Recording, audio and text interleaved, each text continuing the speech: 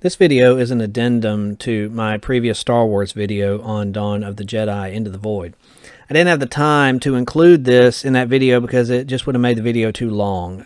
But what we're going to talk about here today is a good representation. It's a good example of the theme of balance that I addressed in that video, so I thought I'd release it as its own separate video.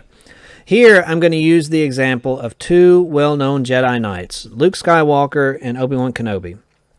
And I'm going to use them to show how a Force wielder can utilize the best aspects of the light side and the dark side of the Force to achieve that inward balance, that spiritual balance that can help a man accomplish justice and righteousness with his life.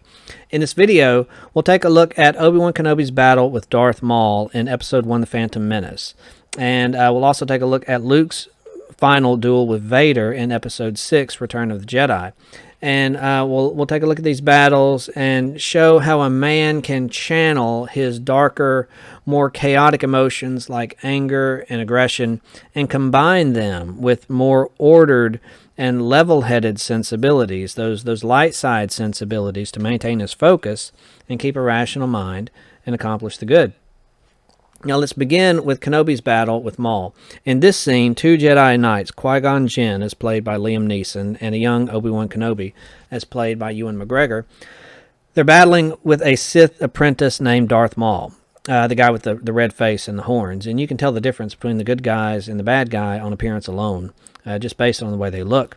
And that's one of the main storytelling qualities that makes this Duel of the Fates scene such a good scene, such a fun scene to watch.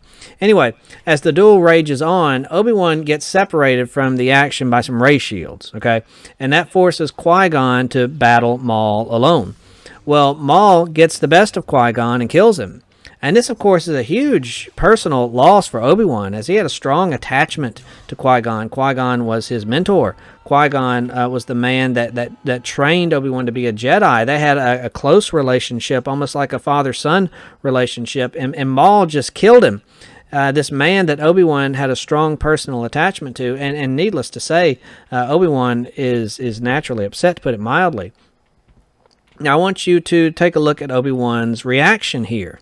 You can see that his emotions are bubbling to the surface, his darker emotions, those dark side emotions of anger and aggression, those dark impulses, like his desire for vengeance, maybe even. He wants to take the life of the man who took the life of his mentor, his desire to avenge the death of Qui-Gon. All those emotions are all right there on the surface, and Obi-Wan's heart, is pumping hard because he just lost someone that he was close to, and now he's ready to act. He's got those emotions surging, and he's ready to take action. And as soon as that ray shield disappears, he's fired up, and he's ready to come in hot and take Maul out. Now, notice, though, that in spite of the emotions that are rampaging through him, Obi-Wan's not flailing around wildly. He's not acting out of blind rage like some bloodthirsty madman. In spite of all the chaotic emotions that he's feeling that are surging through him at this point, all that anger and that aggression, that adrenaline, all that stuff, he is still in control of himself. He is focused. He's experiencing powerful emotions, okay? But he is exercising order and authority over those emotions, those potentially dark emotions. He hasn't surrendered himself to the dark side, but rather what he's doing is he's maintaining control, and he's channeling those dark side emotions. He's channeling the dark side properly. He's struck an appropriate balance between both the light side and the dark side. And this balance, it makes his reflexes crisp. It makes his movements precise yet forceful. And in this state of stability, this state of balance between the light and the dark, he does something here by himself that he and Qui-Gon couldn't do together, and that's defeat Maul. Before Maul killed Qui-Gon, Maul had held both the Jedi off by himself. In the earlier portion of the battle, Qui-Gon and Obi-Wan were not, they didn't seem to be fully emotionally invested in what they were doing. They wanted to defeat Maul, don't get me wrong, but they were almost too emotionally distant in the whole process. They were leaning so much to the light side up to this point that Maul was able to keep them at bay by himself with a double-bladed lightsaber. Qui-Gon and Obi-Wan were technically precise in their technique, but they were so ordered in their approach that they were almost robotic. Their approach was almost emotionless, and you can see that throughout the fight. Throughout this whole fight, Maul is the one who is acting aggressively, and that's what gave him the advantage, and that's why when he got Qui-Gon alone, he was able to kill him. He was the more aggressive of the two, and at the moment at least, the more powerful. And it wasn't until Maul killed Qui-Gon that Obi-Wan really became emotionally invested in what was going on. It was upon Qui-Gon's death that he accessed his anger and he accessed his aggression, those dark impulses. But at the same time, he kept those impulses in check. He accessed them, but then he made them surrender to his will.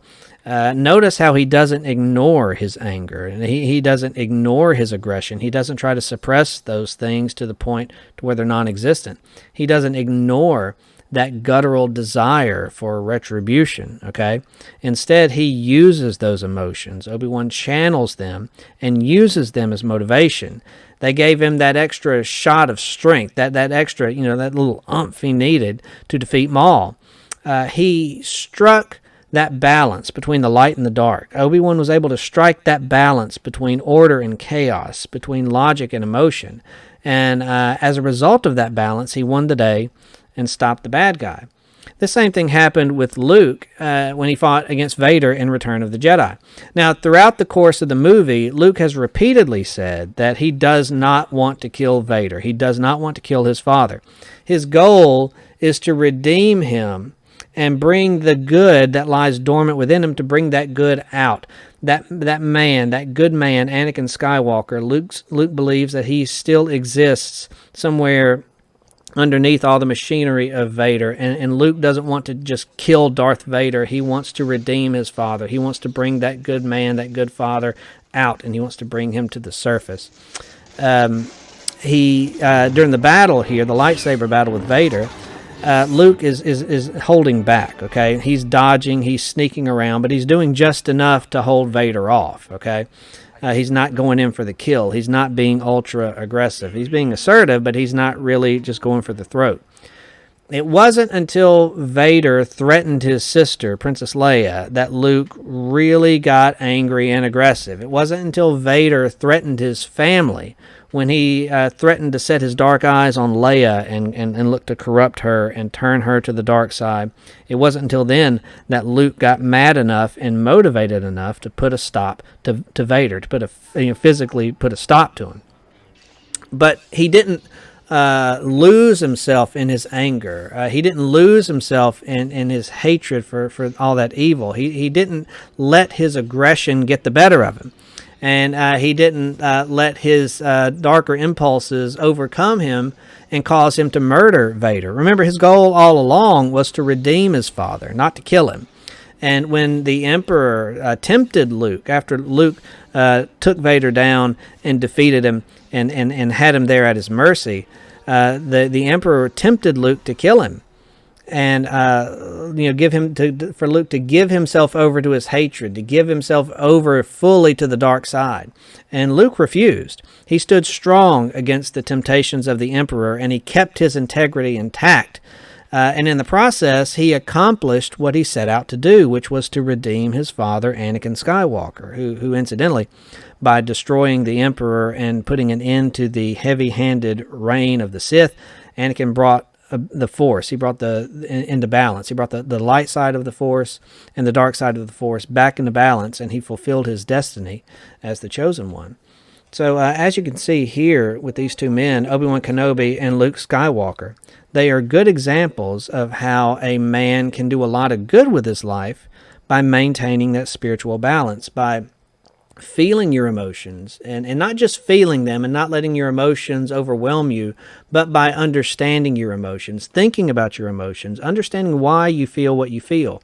and understanding what is right and what is good, and not letting your emotions cause you to act in a disordered way to bring a lot of chaos into your life. If you really want to have a balanced life, you have to strike a spiritual balance within yourself, that spiritual balance between your logic and your heart. And you've got to channel the best aspects of both of those in order to maintain that spiritual balance and be the kind of man who can really accomplish some good in his life and build a meaningful life for himself.